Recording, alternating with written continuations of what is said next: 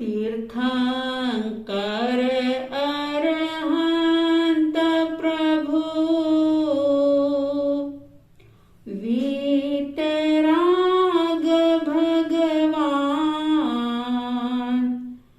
स्वीकारो मेरी वंदना।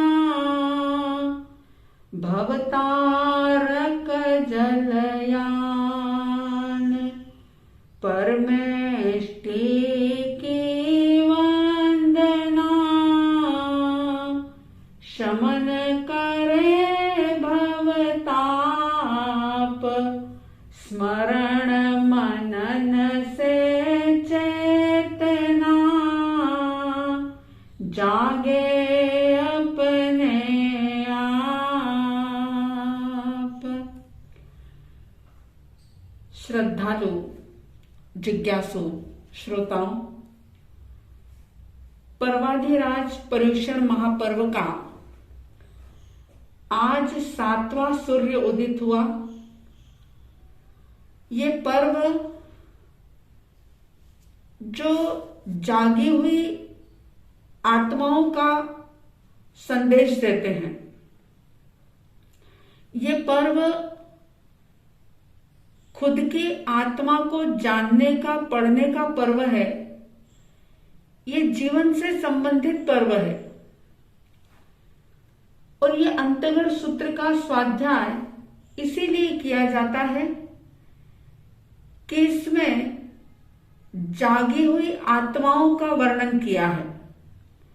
और यह एक ऐसा सूत्र जिसमें वर्णित घटनाएं जिसके भी दिल को छू जाती है, जिसे सही में समझ में आ जाती है, वो व्यक्ति निश्चित रूप से जाग जाता है। आप और हम देखते हैं कि इस दुनिया में क्रोध की कषायों की नींद में सोने वाले, जीने वाले लाखों लाख प्राणी हैं।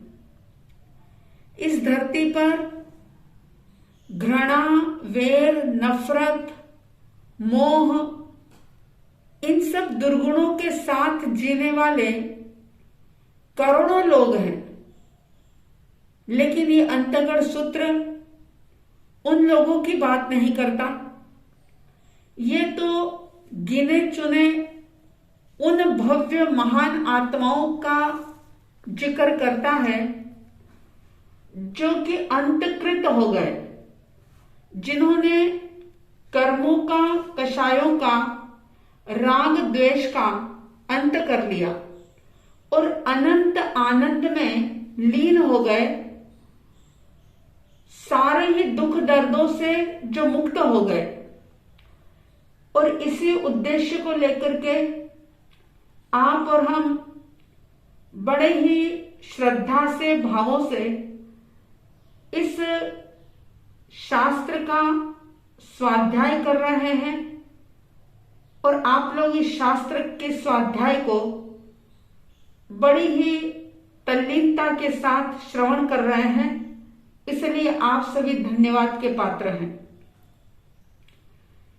इसमें छठे वर्ग का तीसरा अध्ययन चल रहा था, जिसमें आप सुन चुके थे कि अर्जुन माली, जो किसी समय में माली थे, उसके बाद उनकी अवस्था बदली, वे माली से अणगार बन गए। कैसे सुदर्शन श्रावक का एक संयोग मिला, निमित्त मिला, और सुदर्शन श्रवणोपासक से, उनके सहयोग से वे परमात्मा महावीर के चरणों में पहुंच गए और न केवल प्रभु की वाणी को सुना, बल्कि उसे आत्मसात कर लिया। सुनना एक बात है और सुनकर के उसे अंगीकार कर लेना, स्वीकार कर लेना, जी लेना बिल्कुल दूसरी बात है। अर्जुन माली ने सुना भी, उसे स्वीकार भी किया, उस पर श्रद्धा भी की और उसके साथ साथ संयम में पुरुषार्थ भी किया। अब देखिए क्या होता है कि अर्जुन जिस दिन से अणगार बने, मुनि बने, उसी दिन उन्होंने परमात्मा को वंदन किया और एक भावना परमात्मा के सामने रखी, एक अभिग्रह धारण किया। ये कहा कि मैं जीवन भर बेले बेले पारणा करता हुआ तपश्चर्या से अपनी आत्मा को पवित्र करता हुआ विचरण करूंगा। ऐसा प्रभु की आज्ञा से, प्रभु की साक्षी से उन्होंने अभिग्रह दिया और वो विचरण करने लगे। जब अर्जुन अणगार का, बेले का पारने का दिन था, तो वे अपने समय पर राजगृह नगर के ऊंच नीच मध्यम कुलों में गोचरी लेने के लिए गए, भिक्षा लेने के लिए गए। जैसे ही वो राजगृह नगर के अंदर जाते हैं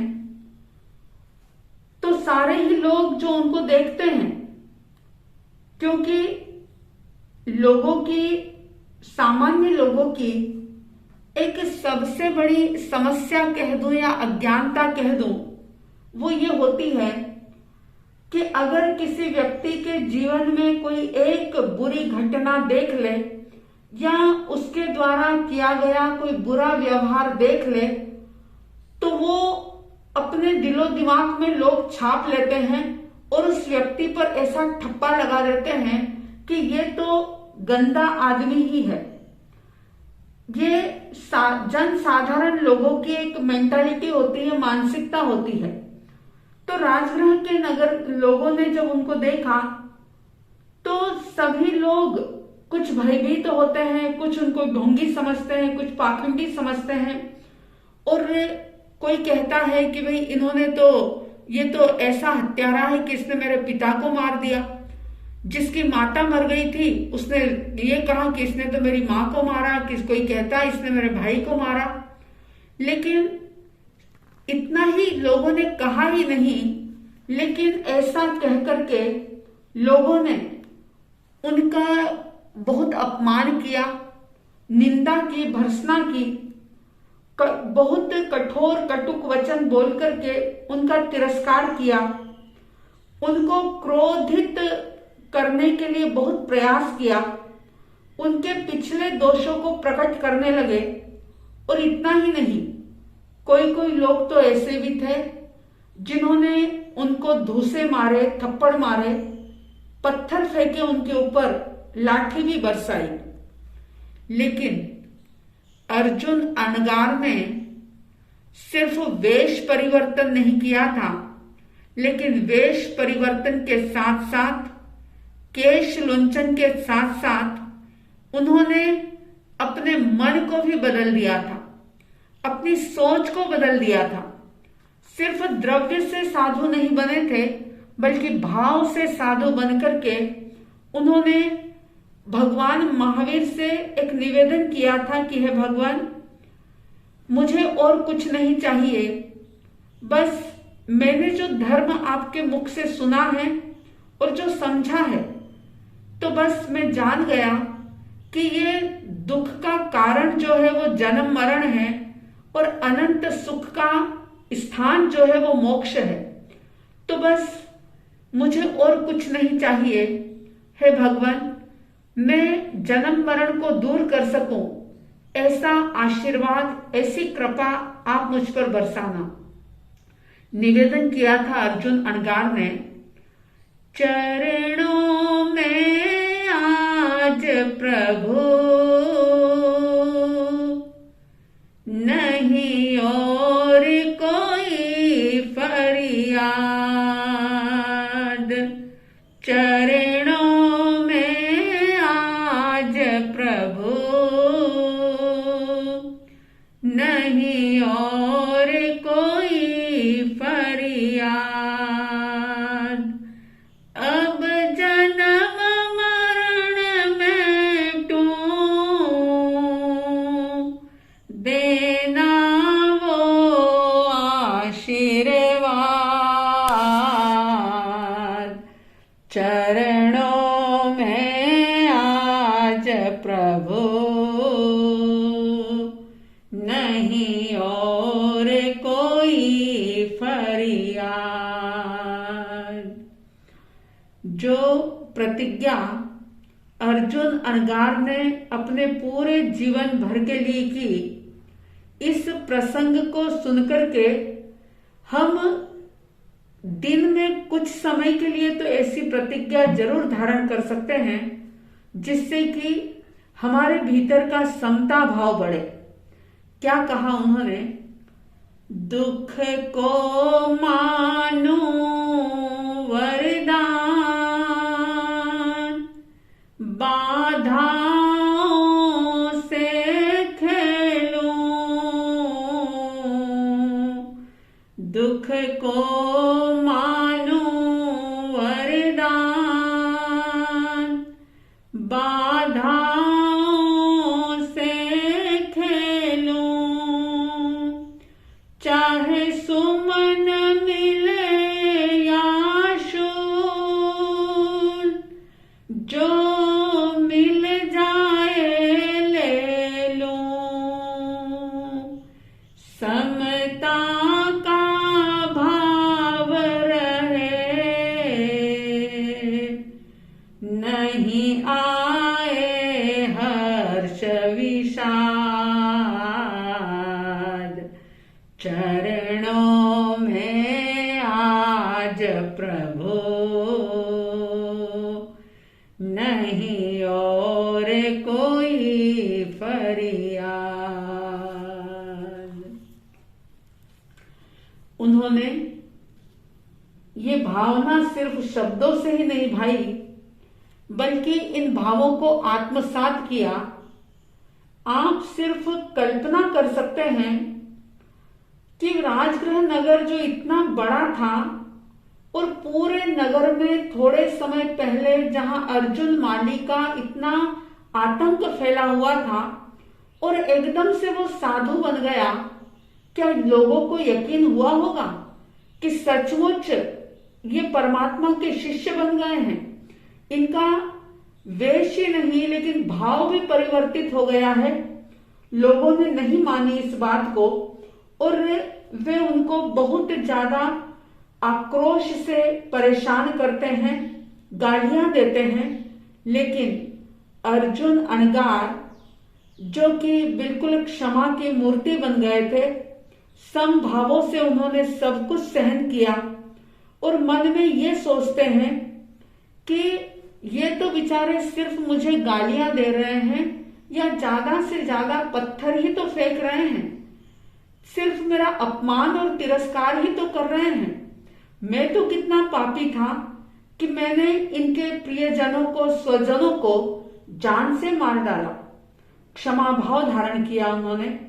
और जब हम अंतर्दृष्टा बनते हैं, यानी कि अंतर्मुखी दृष्टि जब हमारी होती है, जब अपने ही दुर्गुण हमें नजर आते हैं, तो फिर हमारा कषाय का भाव, द्वेष का भाव खत्म होने लगता है, समता भाव की वृद्धि होने लग जाती है। उनके जीवन में जितने भी कष्ट, उपसर्ग, परिचय आए, वे सब उन्होंने बिल्कुल समभाव से स्वीकार किए। और जब वे गोचरी लेने के लिए जाते, आप कल्पना कर सकते हैं कि जो लोग इतना अपमान कर रहे थे उनका, क्या उनको बेले के पारने में सही तरीके से गोचरी मिल पाती होगी? शास्त्र साक्षी दे रहा है कि कभी पानी मिलता तो भोजन नहीं मिलता, कभी भोजन मिलता तो पानी नहीं मिलता। जैसा भी, जो भी रूखा सूखा जो भी पारने में मिल जाता, वे बिल्कुल तनाव से रहित होकर के, यानी कि अपने भावों को बिल्कुल बिगाड़े बिना उस भोजन को उस गुणशिलक उद्यान में लेकर के आते, परमात्मा महावीर को दिखाते और उनकी आज्ञा प्राप्त करके बिल्कुल आसक्ति से रहित होकर के, क्योंकि इंद्रिय विजेता बने थे, वे उसे ग्रहण कर लेते थे और इस प्रकार से अपने संयम का निर्वाह कर रहे थे। अर्जुन अणगार जो कि तपस्या के द्वारा उन्होंने अपने आत्मा को पवित्र कर लिया था और मात्र 6 महीने तक उन्होंने चरित्र पर्याय का पालन किया।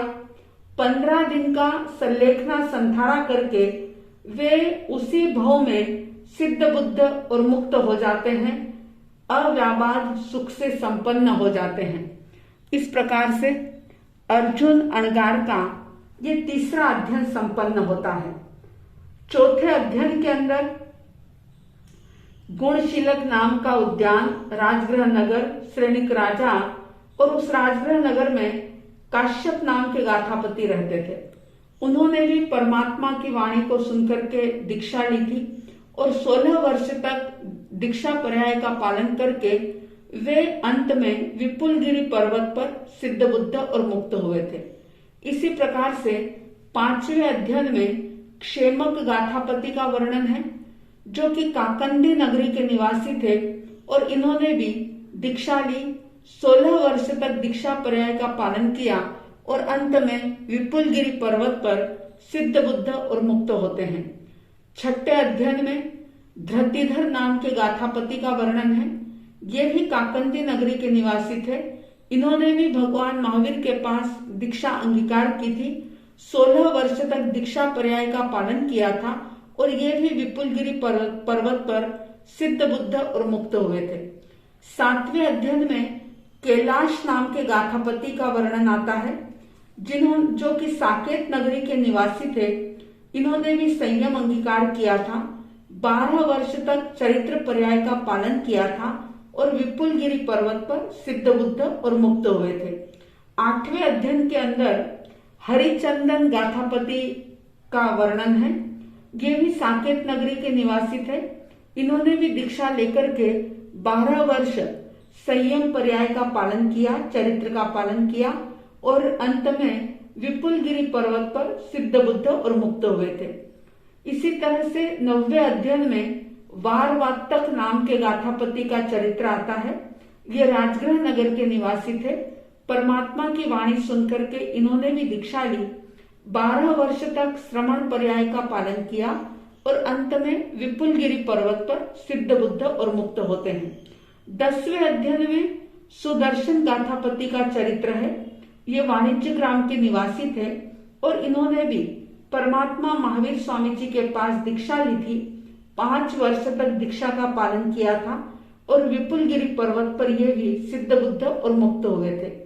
11वें अध्ययन के अंदर पूर्णभद्र गाथापति की बात आती है। ये वाणिज्य ग्राम के निवासी थे और इन्होंने भी प्रभु के पास दीक्षा लेकर के मात्र 5 वर्ष तक दीक्षा पर्याय पालन की, तब संयम से अपने आप को भावित करके ये भी विपुलगिरी पर्वत पर सिद्ध बुद्ध और मुक्त हुए थे। 12वें अध्ययन के अंदर सुमन भद्र नाम के गाथापति की बात आती है। ये श्रावस्ती नगरी के निवासी थे और दीक्षा लेकर के बहुत वर्षों तक इन्होंने श्रवण पर्याय का पालन किया और अंत में संलेखना संथारा करके ये भी विपुलगिरी पर्वत पर सिद्ध बुद्ध और मुक्त हुए। इसी तरह से 13वें अध्ययन के अंदर सुप्रतिष्ठ गाथापति की बात आती है। ये श्रावस्ती नगरी के निवासी थे। इन्होंने भी परमात्मा के पास दीक्षा ली थी और 27 वर्ष तक संयम का पालन किया था और अंत में विपुलगिरी पर्वत पर सिद्ध बुद्ध और मुक्त हुए थे।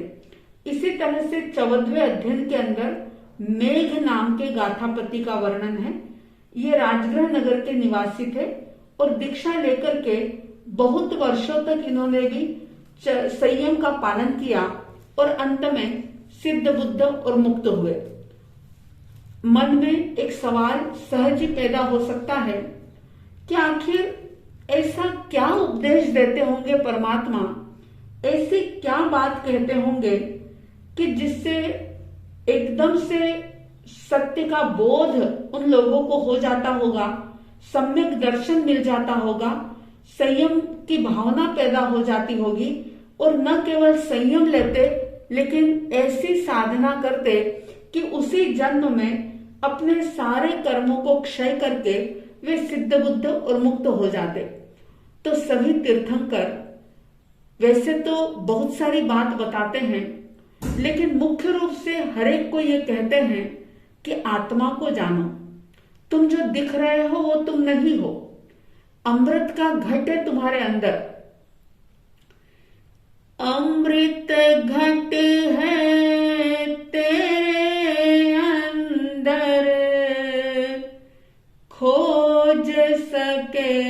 तो खोज, बाहर से उपयोग हटा कर ले अमृत की मौज।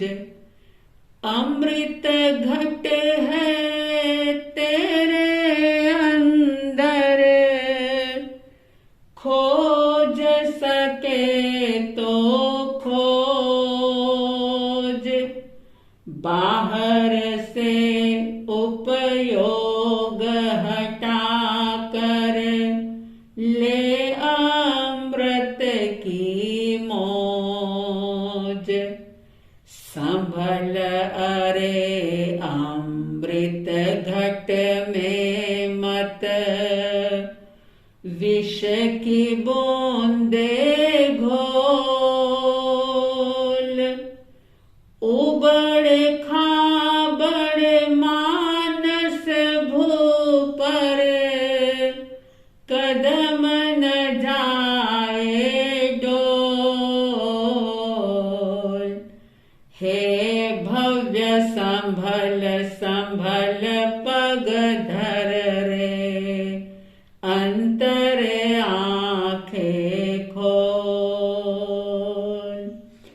उबड़ खाबड़ मानस भूपर कदम न जाए डोल।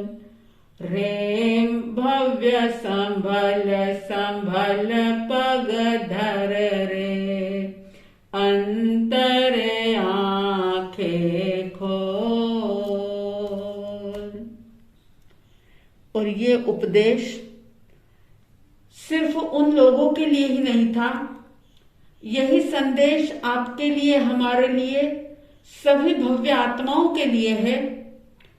और जो इस संदेश को स्वीकार कर लेता है, समझ लेता है, अपनी अंतर आंखों को खोलने का पुरुषार्थ कर लेता है, निश्चित रूप से वो मुक्ति महल का अधिकारी बन ही जाता है। तो इस छठे वर्ग के 14 अध्ययन संपन्न होते हैं।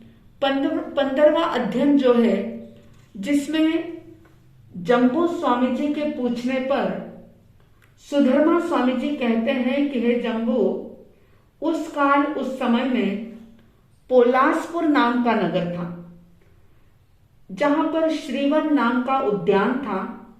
और उस पोलासपुर नगर के राजा जो थे, उनका नाम था विजय। उनकी रानी श्रीदेवी थी, जो कि सर्वांग सुंदर थी। और उनका बेटा था, जिसका नाम था अतिमुक्तक कुमार। अतिमुक्तक कुमार जब उस नगर के अंदर रह रहे थे, बहुत छोटे थे, मात्र 8 या 9 वर्ष की जिनकी उम्र थी, क्या होता है कि भगवान महावीर ग्रामानुग्राम विचरण करते हुए श्रीवन उद्यान में पधारते हैं। और भगवान के जो अंतेवासी उनके शिष्य थे, गौतम स्वामी, इंद्रभूति गौतम, परमात्मा की आज्ञा लेकर के पोलासपुर नगरी के ऊंच नीच मध्यम कुलों में भिक्षा के लिए निकलते हैं। और संयोग ऐसा बना कि उसी समय अतिमुक्तक कुमार जो थे, वे अपने घर से निकलते हैं, अपने बहुत सारे दोस्तों के साथ, बालक बालिकाओं के साथ, कुमार कुमारिकाओं के साथ वे इंद्रस्थान यानी कि एक जो खेल का मैदान था, जो प्लेग्राउंड था, वहां पर बहुत सारे बच्चों के साथ आते हैं और खेलते हैं। इधर गौतम स्वामी जो उस नगरी के अंदर भिक्षा लेने के लिए भ्रमण कर रहे थे, वो संयोग से उस प्लेग्राउंड के पास से, यानी वो जो इंद्र स्थान था उसके पास से निकलते हैं। जैसे ही गौतम स्वामी जी को आते हुए देखा तो अतिमुक्त कुमार जो बालक ही थे, खेल रहे थे, लेकिन उन्होंने पहली बार देखा था। तो देखिए, पिछले जन्म के कुछ संस्कार कह दो, माता पिता के द्वारा मिले हुए संस्कारों की बदौलत उस अतिमुक्त कुमार ने खेल छोड़ दिया। और न केवल खेल छोड़ा, वो गौतम स्वामी जी के पास आते हैं और बड़े ही प्रेम से, बड़े सरल भावों से कहते हैं कि हे भगवान, आप कौन हैं और क्यों घूम रहे हैं। संबोधन देखिए, क्योंकि घर में बड़े लोग जैसी भाषा का प्रयोग करते हैं वैसी ही भाषा बच्चे सीख लेते हैं। उनको सिखाना नहीं पड़ता, बच्चे सुन करके, देख करके बहुत सारी बातें सीख जाया करते हैं। जब अतिमुक्त कुमार ने यह प्रश्न पूछा कि हे भगवान, आप कौन हैं और क्यों घूम रहे हैं, तो गौतम स्वामी, जो कि 14,000 शिष्यों में श्रेष्ठ थे परमात्मा के, लेकिन देखिए इतने बड़े परमात्मा के शिष्य, 4 ज्ञान 14 पूर्व के धारी थे, लेकिन बच्चे की बात को सुनकर के उन्होंने उसे इग्नोर नहीं किया। उन्होंने बाकायदा उस बच्चे को जवाब दिया। उन्होंने कहा, हे देवानुप्रिय, हम श्रमण हैं, निर्ग्रंथ हैं और हम इरिया समिति आदि 5 समिति का पालन करते हैं, पूर्ण ब्रह्मचारी होते हैं। ऊंच नीच मध्यम कुलों में भिक्षा के लिए हम गोचरी करते हैं। यह सुनकर के अतिमुक्त कुमार ने गौतम स्वामी जी से कहा कि भगवान, आप मेरे साथ पधारिए, मैं आपको भिक्षा दिलाऊंगा। और ऐसा कहकर के उस बच्चे ने गौतम स्वामी जी की उंगली पकड़ ली और उनको उंगली पकड़ करके अपने घर की तरफ ले आया। गौतम स्वामी भी, जो कि 4 ज्ञान के धारी थे, 14 पूर्व के धारी थे और परमात्मा के शिष्यों में सर्वश्रेष्ठ थे, प्रथम गणधर थे, लेकिन उन्होंने भी जैसे ही बच्चे ने उंगली पकड़ी, उन्होंने अपनी उंगली छुड़ाने की कोशिश नहीं की और ये नहीं कहा कि नहीं, हम तुम्हारे घर नहीं आएंगे, कुछ भी नहीं कहा। और वे भी उस बच्चे के साथ, यानी कि अपनी उंगली पकड़ाते हैं बच्चे को, और बच्चा भी बड़े प्यार से उनकी उंगली पकड़ता है और उन्हें अपने घर की तरफ ले आता है। जब गौतम स्वामी जी को आते हुए अतिमुक्त कुमार की मां श्री देवी ने देखा तो वो बहुत खुश हो जाती है, प्रसन्न हो जाती है, अपने आसन से उठती है, 7-8 कदम तक सामने लेने के लिए जाती है। गौतम स्वामी जी को 3 बार विधि सहित वंदना करती है और फिर उच्च भावों के साथ, श्रेष्ठ भावनाओं के साथ उनको चारों प्रकार का आहार जो था वो बहराती है और फिर वापस उनको छोड़ने के लिए बाहर तक जाती है और वापस वो अपने स्थान पर चली जाती है। अतिमुक्त कुमार फिर गौतम स्वामी जी के साथ हो जाते हैं और फिर उनसे पूछते हैं कि भगवान, आप कहाँ रहते हैं। तब गौतम स्वामी जी ने कहा कि देवानुप्रिय, मेरे धर्माचार्य जो हैं, मोक्ष के कामी श्रमण भगवान महावीर स्वामी, जो इस पोलासपुर नगर के बाहर श्रीवन उद्यान में पधारे हुए हैं, वहां विराज रहे हैं, तो मैं उन्हीं के पास रहता हूं। तब ये सुनकर के अतिमुक्त कुमार कहते हैं कि क्या मैं भी आपके साथ भगवान को वंदन करने के लिए चलूं। गौतम स्वामी जी ने कहा कि तुम्हें जैसा सुख हो वैसा करो। और वो अतिमुक्त कुमार गौतम स्वामी जी के साथ भगवान के पास गए। उन्होंने भी विधि पूर्वक परमात्मा को वंदन किया और उपासना करने लगे। गौतम स्वामी जी परमात्मा को भोजन जो गोचरी लाए थे वो दिखाते हैं और फिर आहार पानी कर लेने के बाद वो भी अपनी आत्मा को तब संयम से भावित करते हुए विचरते हैं। इधर भगवान महावीर स्वामी जी देखते हैं कि अतिमुक्त कुमार आया है। भगवान तो सर्वज्ञ थे, वीतरागी थे, सब कुछ जानते थे। उन्होंने उस बच्चे को भी बोध दिया, उपदेश दिया, आत्मा की कथा सुनाई, उसे धर्म कथा सुनाई। और धर्म कथा सुनकर के अतिमुक्त कुमार जो थे, देखिए बच्चा भी किस प्रकार से धर्म कथा को सुनकर के प्रसन्न हो जाता है। हृष्ट तुष्ट हो जाता है। बच्चे को सबसे ज्यादा प्यारा उसका खेल होता है, खिलौने होते हैं।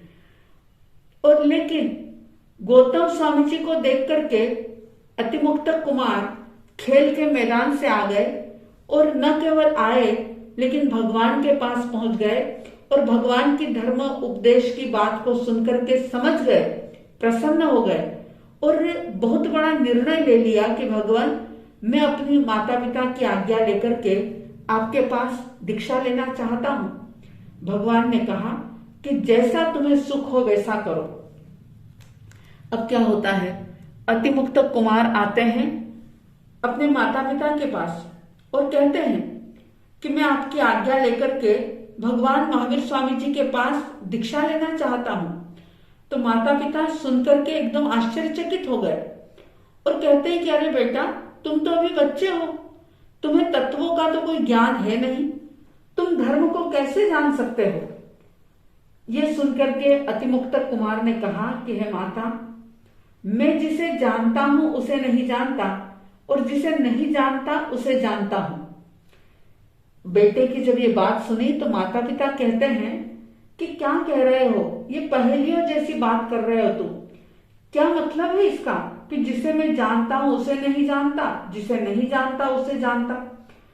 तब अतिमुक्त कुमार कहते हैं कि देखो, मैं ये जानता हूं कि जिसने जन्म लिया है वो निश्चित रूप से मरेगा, लेकिन मैं ये नहीं जानता कि वो किस समय में, किस स्थान पर, किस प्रकार से, कितने समय के बाद मरेगा। और मैं ये नहीं जानता कि किन कर्मों से जीव नरक, तिर्यंच, मनुष्य, देव योनि में उत्पन्न होते हैं, लेकिन मैं इतना अवश्य जानता हूं कि जीव अपने ही कर्मों से उत्पन्न होता है, अपने ही कर्मों का फल प्राप्त करता है, उसे कोई दूसरा दुख या सुख नहीं दे सकता। जो भी कुछ वो पाता है, अच्छी बुरी गति, वो अपने ही कर्मों से प्राप्त करता है। इसलिए हे माता पिता, मैं आपकी आज्ञा प्राप्त करके भगवान के पास दीक्षा लेना चाहता हूं। आप सोच सकते हैं, कल्पना कर सकते हैं कि वो 8-9 साल का बालक दीक्षा की आज्ञा मांग रहा है और माता पिता के साथ वार्तालाप चल रहा है। राजा रानी, विजय राजा श्री जो उनकी रानी थी श्रीदेवी, उन पर क्या बीती होगी, वो क्या समझे होंगे और उन्होंने किस प्रकार से मोह जाल में फंसाने की उस बच्चे को कैसे कोशिश की होगी। लेकिन बहुत युक्तियों के द्वारा भी वे अपने बेटे के संयम के जो दृढ़ भाव थे उसको कमजोर नहीं कर पाए। तब वो कहते हैं कि बेटा, हम तुम्हारी राज्यश्री देखना चाहते हैं, यानी कि तुम्हें राजा के रूप में देखना चाहते हैं। अतिमुक्त कुमार जो थे वो इस बात को सुनकर के मौन रह जाते हैं। अब माता पिता ने बहुत ही उल्लास के वातावरण में अतिमुक्त कुमार का राज्याभिषेक किया। उनके मन में यह था कि राज्याभिषेक होने के बाद शायद इनका वैराग्य कमजोर हो जाएगा, इनका इरादा जो है वो बदल जाएगा, लेकिन वो इरादा बदला नहीं। और फिर राज्याभिषेक होने के बाद वो पूछते हैं कि क्या करें, तो फिर वो अतिमुक्त कुमार एक ही बात कहते हैं कि बस मैं तो परमात्मा के पास दीक्षा लेना चाहता हूं। बड़े ही धूमधाम के साथ उनकी दीक्षा का उत्सव होता है। परमात्मा के चरणों में वो संयम अंगीकार करते हैं और दीक्षा लेने के बाद सामायिक आदि 11 अंगों का अध्ययन करते हैं। बहुत वर्षों तक श्रवण पर्याय का पालन करते हैं। गुण रत्न संवत्सर नाम की और अनेक तपश्चर्याएं करते हैं और अंत में सल्लेखना संधारा करके विपुलगिरी पर्वत पर ये भी सिद्ध, बुद्ध और मुक्त होते हैं। इस प्रकार से ये 15वां अध्ययन संपन्न होता है। आगे 16वें अध्ययन के अंदर सुधर्मा स्वामी जी कहते हैं कि उस समय में वाराणसी नाम की नगरी थी, जहां पर काम महावन नाम का उद्यान था और अलक्ष नाम के राजा राज्य कर रहे थे। भगवान महावीर स्वामी जी का पदार्पण उस वाराणसी नगरी के बाहर काम महावन उद्यान में होता है और सारे लोग उनकी देशना सुनने के लिए, वंदन करने के लिए जाते हैं। अलक्ष्य जो था वो भी वंदन करने के लिए गया और वहां जाकर के उन्होंने भी भगवान की धर्म कथा सुनी, धर्म देशना सुनी। धर्म देशना को सुनकर के उनको भी वैराग्य होता है और अलक्ष्य राजा जो वैराग्य को प्राप्त करके वे दीक्षा लेते हैं। अपना सारा राज्य जो था वो अपने बड़े बेटे को देते हैं और संयम अंगीकार करके 11 अंगों का अध्ययन करते हैं। बहुत वर्षों तक दीक्षा पर्याय का पालन करते हैं और अंत में विपुलगिरी पर्वत पर ये भी सिद्ध बुद्ध और मुक्त होते हैं। इस प्रकार से इस छठे वर्ग के 16 अध्ययन संपन्न होते हैं और इसी के साथ अंतर्गत सूत्र का छठा वर्ग भी संपन्न होता है। 7वें वर्ग में सुधर्मा स्वामी जी जम्बू स्वामी जी के पूछने पर कहते हैं कि हे जम्बू, श्रमण भगवान महावीर स्वामी जी ने 7वें वर्ग के 13 अध्ययन फरमाए हैं और ये अध्ययनों का नाम इस प्रकार से है: नंदा, नंदवती, नंदोत्तरा, नंद श्रेणिका, मरुता, सुमरुता, महामरुता, मरुदेवा, भद्रा, सुभद्रा, सुजाता, सुमनातिका और भूतदत्ता। ये 13 नाम जो हैं ये श्रेणिक राजा की रानियों के नाम हैं और इन्हीं का इस अध्ययन के अंदर वर्णन किया है। जैसा कि आप सुनते ही आ रहे हो छठे वर्ग से कि राजगृह नाम का नगर था, गुणशीलक नाम का उद्यान था, श्रेणिक राजा राज्य कर रहे थे और उनकी नंदा नाम की रानी थी। भगवान महावीर की वाणी को सुनकर के नंदा रानी को भी वैराग्य होता है और श्रेणिक राजा की आज्ञा लेकर के वे भी भगवान के चरणों में संयम अंगीकार करती है। दीक्षा लेने के बाद 11 अंगों का अध्ययन करती हैं और 20 वर्ष तक संयम पर्याय का पालन करके अंत में वो भी सिद्ध बुद्ध और मुक्त होती है।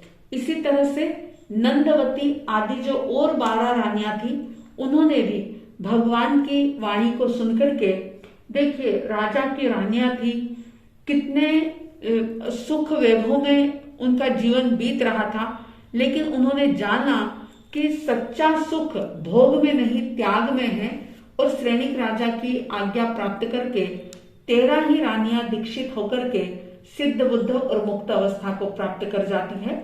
इस प्रकार से ये 7वां वर्ग संपन्न होता है। आगे 8वें वर्ग के अंदर श्रेणिक राजा की ही और रानियों का वर्णन आएगा जो हम समय आने पर करेंगे। आप सबके भीतर इन चरित्र आत्माओं के प्रति श्रद्धा का भाव पैदा हो, आपका संकल्प बल, मनोबल सुदृढ़ बने, साधना के क्षेत्र में आप आगे बढ़ सकें, ऐसी साध्वी द्वय की तरफ से हार्दिक हार्दिक शुभ मंगल भावनाओं के साथ जय प्रभु महावीर, जय गुरु आनंद। आंखें बंद करके बड़ी ही श्रद्धा के साथ परमेष्टि वंदना का श्रवण करेंगे। अरिहंत भवि जन तारक जय है, जिन शासन तीर्थ विधाता, सिद्धालय स्थित भगवान सिद्धात्मा, आचार्य गुणवंता, अंगोपांग उपाध्याय ज्ञाता, साधु साधना करंता, महाविदेह में शोभे, मोक्षपुरी में विराजे, भरत क्षेत्र विचरंता, सब पावपणासक जय है परमेष्टि भगवंता, जय है, जय है, जय है, जय जय जय जय है, महावीर संघ की जय है, जिन शासन की जय है।